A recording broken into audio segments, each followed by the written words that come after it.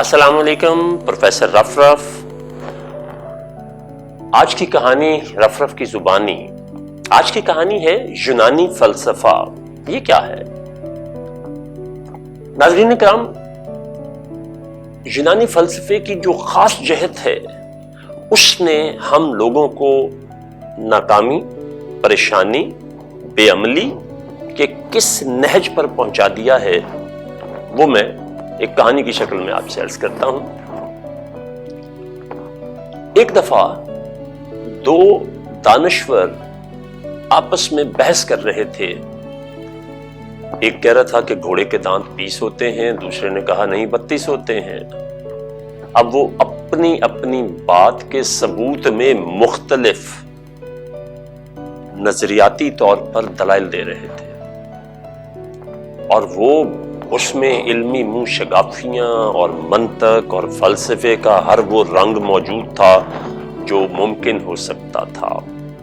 वहां आप जैसा एक समझदार शख्स मौजूद था, लेकिन वो उम्र में बहुत छोटा था।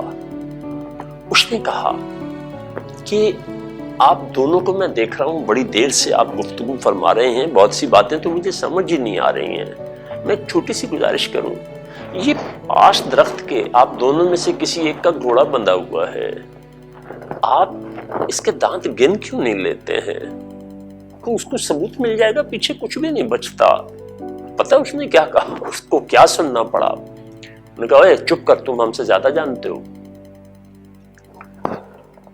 ये थी जी कहानी। अब इसमें हम सीखते हैं कि है क्या। हम जिंदगी में बहुत सी बातें छोटों की, वो उम्र में हो, इल्म में हो, हैसियत में हो, रिश्ते में हो, उसका एडवांटेज लेते हुए उसकी बात को रद्द कर देते हैं। तो इस कहानी में जो खास सबक हमारे लिए मौजूद है, हमें ऐसा कभी किसी सूरत नहीं करना चाहिए। फिर हमारी उम्मत में, मुस्लिम उम्मा में इस तसव्वुर का आना कि बेअमली, जिसमें बेअमली पाई जाती हो, वो चीजें कभी नहीं करनी चाहिए।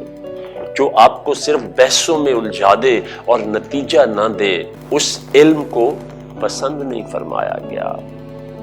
तो इसलिए अपनी जिंदगी जो है उसको बड़े डायरेक्शनल और स्पेसिफिक हो जाए, आसानियां पैदा हो जाएंगी। बहुत शुक्रिया, कल मिलेंगे नई कहानी के साथ।